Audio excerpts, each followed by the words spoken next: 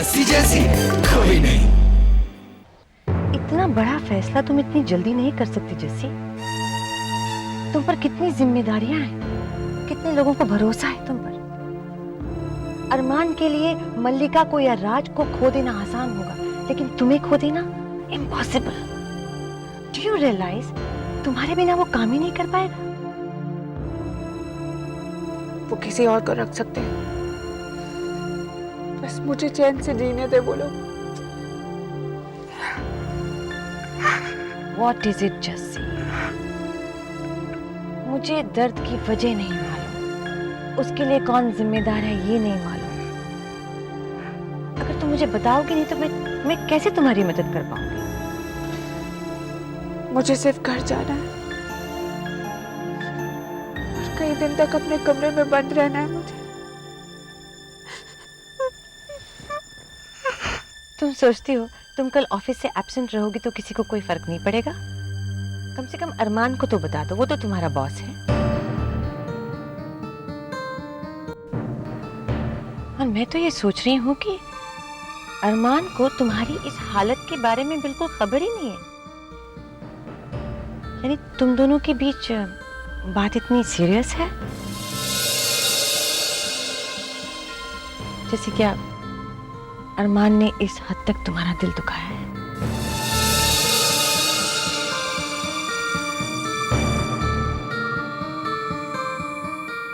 तो इसका मतलब है बात ऑफिशियल होने से भी कहीं ज्यादा आगे बढ़ चुकी है। नहीं नहीं, ये मेरी पर्सनल प्रॉब्लम है। अरमान सर का इससे कोई लेना देना नहीं है। मैं बस कुछ दिन के लिए इस दुनिया से गायब हो जाना चाहती हूँ और कुछ नहीं। इस तरह से तो बिल्कुल नहीं जैसे तुम चाहती हो। तुम अरमान से बात करो, उसे रिक्वेस्ट करो। ऐसे थोड़ा ना कोई नौकरी छोड़ के गायब हो जाता है, स्पेशली जब इसका जिम्मेदार अरमान नहीं है। इट्स स्ट्रेंज कि तुमने इतनी सीरियस बात अपने दोस्तों को नहीं बताई और मेरे साथ रहना पसंद किया जिसे तुम जानती नहीं।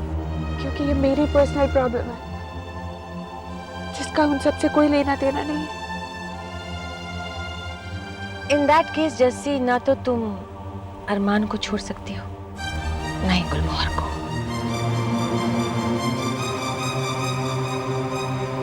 ओके।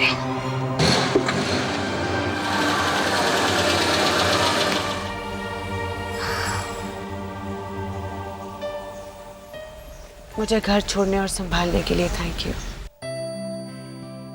एक आखिरी बात, इस वक्त तुम्हारे गुस्सा होने की बहुत वजह है, बट बी केयरफुल जस्सी।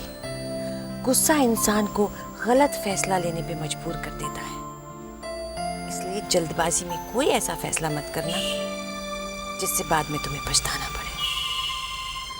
इस वक्त मैं बिल्कुल थक चुकी हूँ। मुझ में कोई भी फैसला लेने की ताकत ही नहीं रही, ना अच्छा ना बुरा।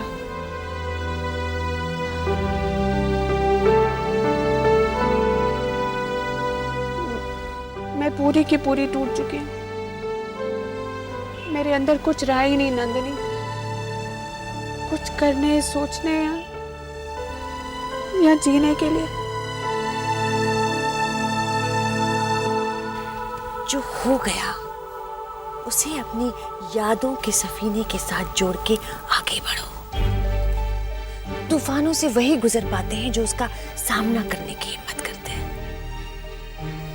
यकीन करो, यही तूफान तुम्हारी जिंदगी में आए सारी तकलीफों को अपने साथ बहा कर ले जाएगा। कल का सूरज आज के अंधेरे को हमेशा के लिए खत्म कर देगा। तुम्हारा सबसे अच्छा दोस्त तुम खुद हो। अपने इस बेस्ट फ्रेंड का ख्याल रखना। Okay? Good night. Good night.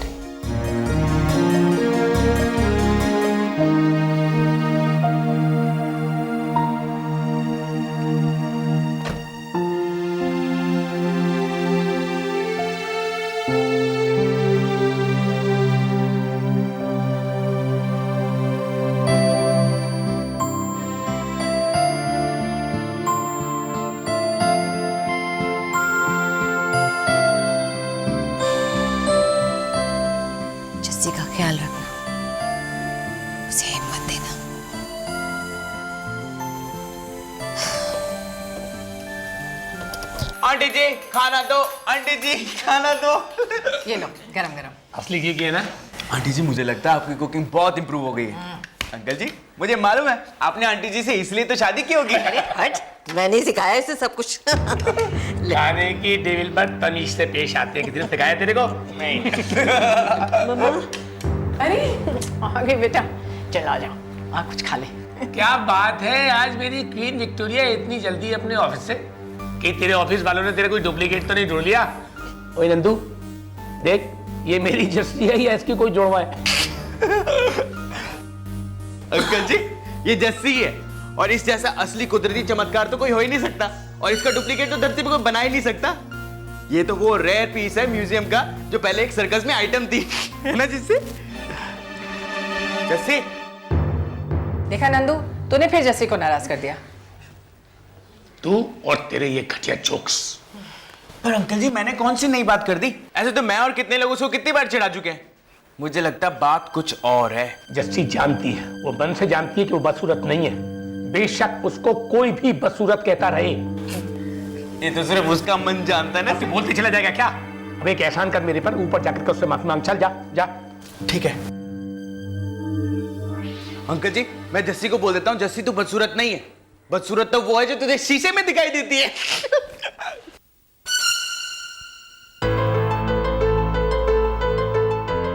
अभी वो नाजुक हाल में भी है, इसलिए मौका अच्छा है कोहिनूर को उसके और उस नंदू के हाथ से वापस लेने का।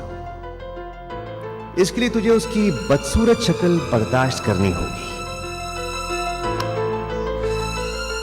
अरमान सर और राज सर को नंदू पर बेशक है, लेकिन क्यों?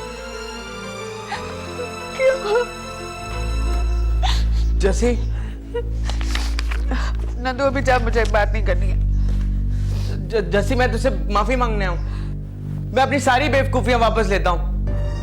वो चमत्कारी वाली बात भी, तू चमत्कारी थोड़ा ना है चमत्कारी, पर फाइनेंस में, इकोनॉमिक्स में है। जस्सी प्लीज, मैं सॉरी कह रहा हूं ना। अब बात खत्म हो गई, तू टेंशन क्यों लेती है? तुझे क्या? मैंने कहा ना मुझे छोड़ दे अकेला, प्लीज जा नंदू। जस्सी मैं तुझे अकेला नहीं छोड़ सकता जब तक तू मुझे माफ नहीं कर देती और रोना बंद नहीं करती। और सर्कस में तू अकेले थोड़ा ना जाएगी, मैं भी तो जाऊंगा। हम दोनों एक बड़े से पिंजरे में बंद हो जाएंगे।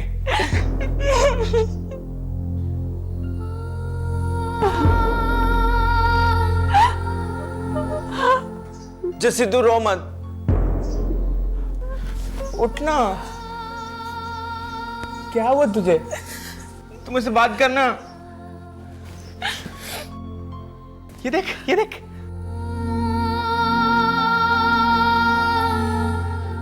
अच्छा मेरी तरफ बात देख, इससे बात कर। हेलो जसमीत वालिया, मैं हूं तुम्हारा बॉयफ्रेंड और मैं तुमसे बहुत प्यार करता हूं क्योंकि तुम बहुत सुंदर हो, बहुत प्रिटी हो। अब तो मुझे माफ कर दो।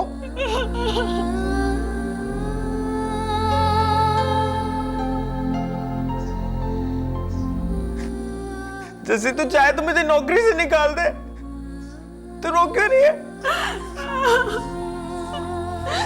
नंदू,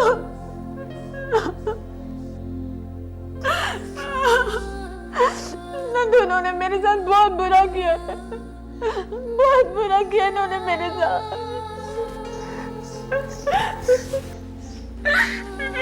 कौन? किसने बुरा किया तेरे साथ?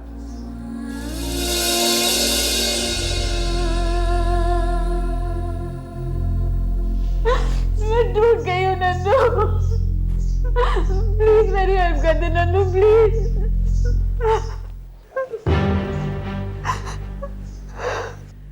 ये क्या कर रहे हो तुम लोग?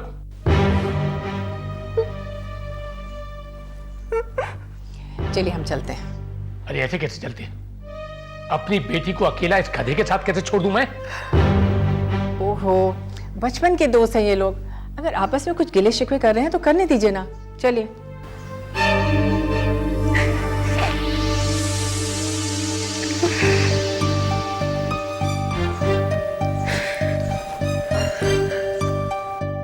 जस्सी, जस्सी तू मुझे नहीं बताना चाहती?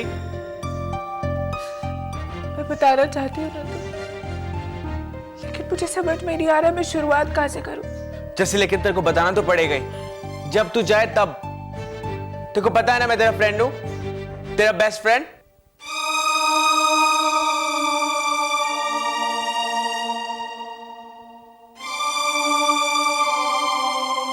अरमान सर ने मेरे साथ धोखा किया नंदू। दोस्ती का, हमदर्दी का, ये सब नाटक था।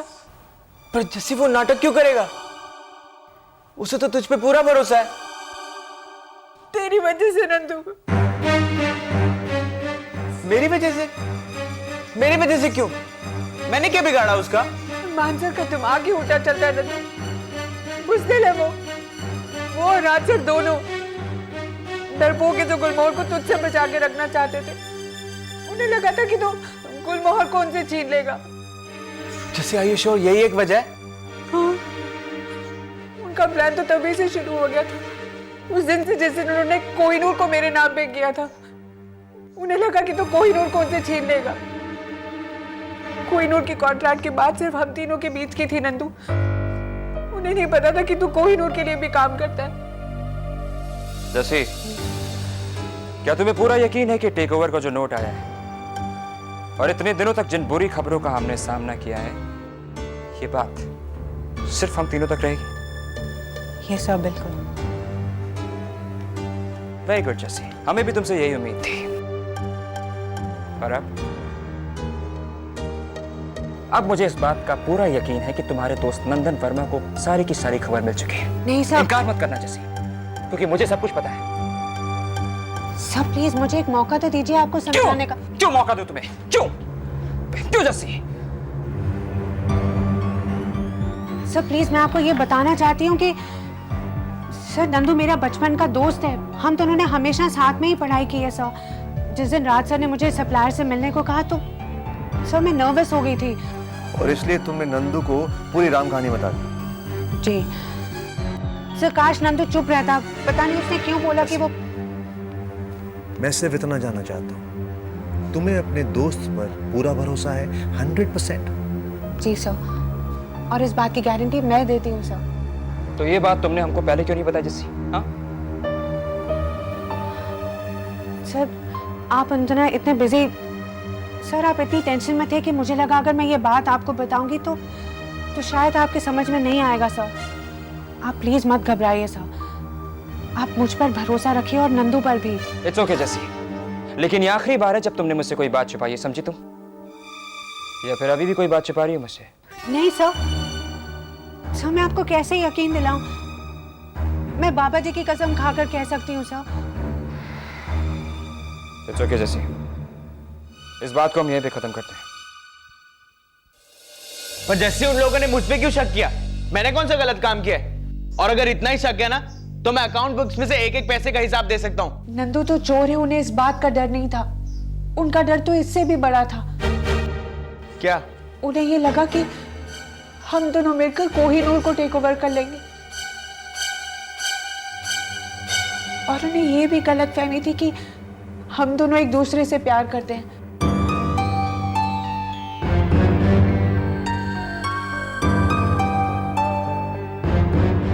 प्यार?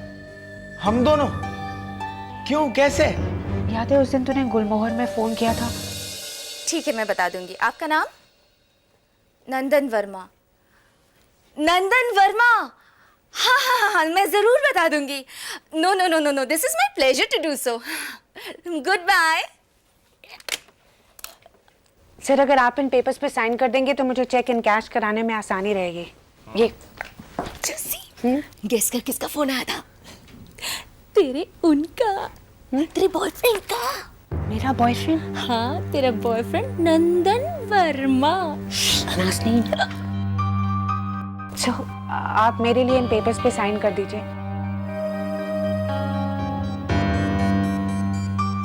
ओए होए, तुम दोनों ने तो बड़ी तरक्की कर ली, ऑफिस में फोन आने लगे। नाज़नीन चल। उस वक्त मुझे लगा कि अरमान सर मुझे इतना घूर क्यों रहे हैं। पर तूने उनको तभी क्यों नहीं साफ साफ बता दिया? मुझे तो बताने का टाइम भी नहीं मिला। और मैं क्या बताती। और वैसे भी मुझे तो जरूरत भी महसूस नहीं हुई। वैसे भी नंदू अरमान सर को मेरी परवाह कहाँ थी। जैसी परवाह थी और यही परवाह आगे शक में बदल गई। फैशन शो वाले दिन उनका शक और भी मजबूत हो गया। जिस दिन तूने गुलमोहर में कोहिनूर का कार्ड भिजवाया था। Good night. कराए जैसे मैम, आपके लिए कोहिनूर के general manager mister Nandan Verma, आपके बॉयफ्रेंड, आपका इंतजार कर रहे हैं। ओहो, नंदू मेरा बॉयफ्रेंड? एक्सक्यूज मी जैसी, मुझे पता नहीं था कि कोहिनूर के विजिटिंग कार्ड्स भी हैं। Nandan Verma, managing director Kohinoor. Sir Nandu तो लंबी लंबी फेंकता रहता है, उसकी तो आदत ही है। लाई दीजिए। एक्सक्यूज मी जैसी, यू डोंट माइंड ये कार्ड मैं रख सकता हूँ? Okay sir.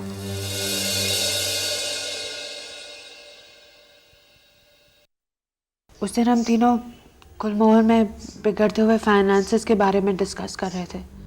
मैं घर जा रही थी नंदू, तभी अरमान सर और राज सर ने मुझसे कहा कि जैसी, तुम्हारा इस मीटिंग में रहना बहुत जरूरी है। तुम्हारे फैसले पे हमारी कंपनी का फ्यूचर डिपेंड करता है।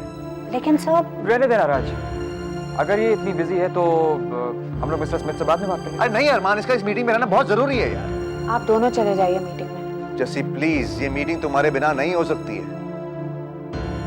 जैसे तुम आज रात को हमारे साथ मीटिंग में चलो और आइंदा हम तुम्हें कभी आने को नहीं कहेंगे। ओके सर, सिर्फ आज रात। मजबूरन मुझे उनके साथ रेस्टोरेंट में जाना पड़ा। वहाँ रेस्टोरेंट में ना तो कोई बाहर थे और ना ही कोई मीटिंग। ये हम दोनों की सोची समझी चाल थी नंदू।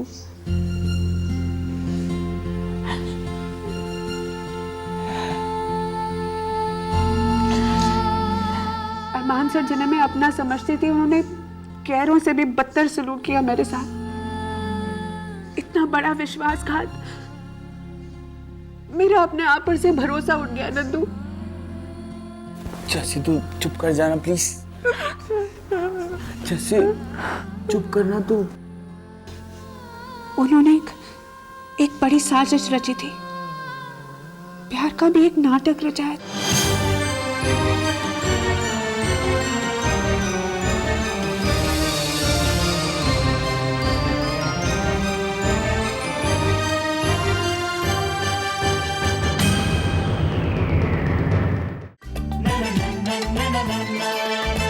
जैसी ऐसी कोई नहीं, जैसी जैसी कोई नहीं।